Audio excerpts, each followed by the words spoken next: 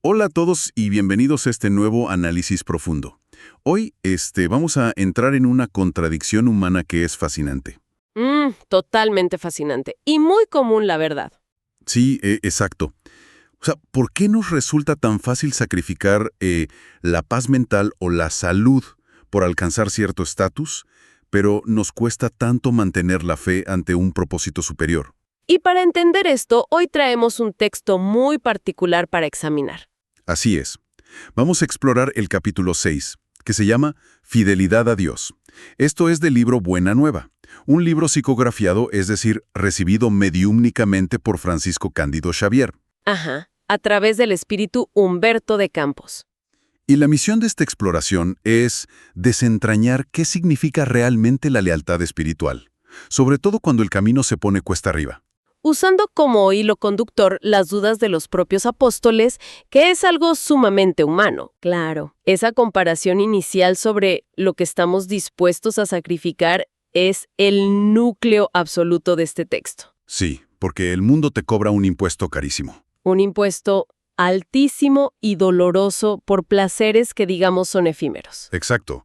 La vanidad y la codicia te exigen un pago en sufrimiento constante. Mientras que el texto plantea que la divinidad solo espera una simple confianza recíproca. Y el escenario donde se plantea este contraste es muy íntimo.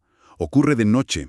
Los discípulos están solos con Jesús y sienten un temor profundo. Lógico. Sienten incomprensión ante los sacrificios que exige la edificación de ese reino de Dios. Desde una óptica puramente humana, esa resistencia es súper comprensible.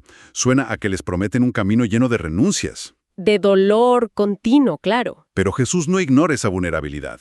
De hecho, la utiliza para explicar que Dios no actúa como un tirano. No es alguien que exige tributos dolorosos sin sentido.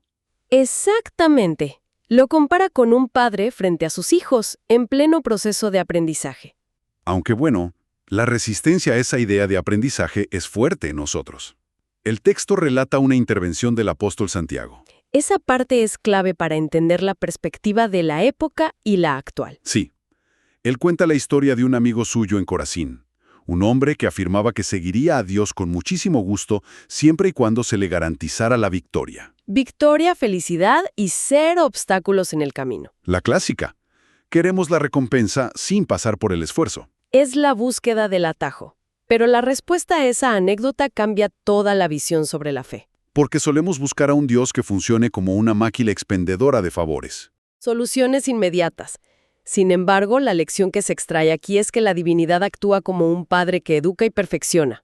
Y la educación auténtica requiere enfrentar desafíos. No hay aprendizaje real si te quitan todos los problemas. El carácter se forja en el conflicto, así es. Ahora, si esa educación espiritual requiere conflicto forzosamente, surge una duda lógica. ¿No sería más prudente aislarse? Irse a la montaña, lejos de todo.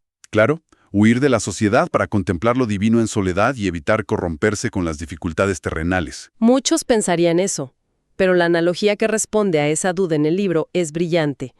Compara el mundo con un inmenso campo lleno de espinas y víboras. Y el instinto básico te dice que salgas de ahí. Huye de ese terreno hostil.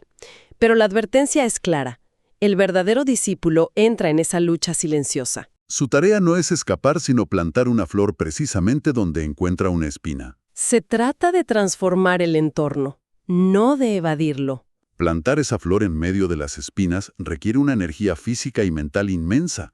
Y aquí el capítulo aborda un escenario límite con la intervención de Andrés. El apóstol Andrés sí, él estaba enfermo y sentía un miedo terrible de volverse inútil. Pensaba que por su limitación física ya no podía servir a la causa. Creía que sin salud no hay servicio. Ahí hay una enseñanza vital sobre la actitud interior, porque la respuesta que él recibe subraya que la dedicación real no se demuestra en los días soleados. Se demuestra en las horas tormentosas. Así es.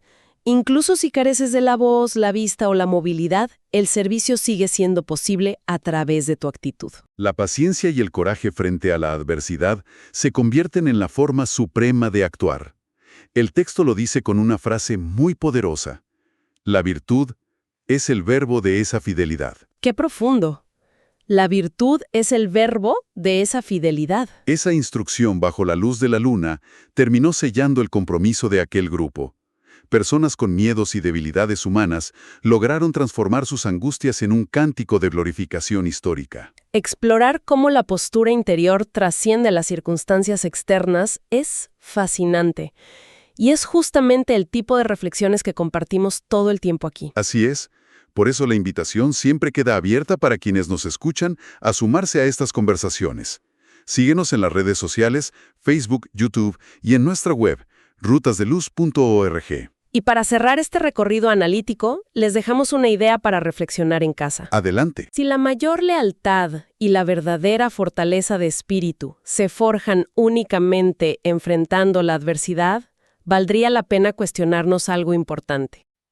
¿Qué cosa? ¿Hasta qué punto la obsesión moderna por alcanzar una comodidad total y evitar cualquier tipo de fricción nos está robando en realidad la oportunidad de descubrir nuestra verdadera capacidad espiritual?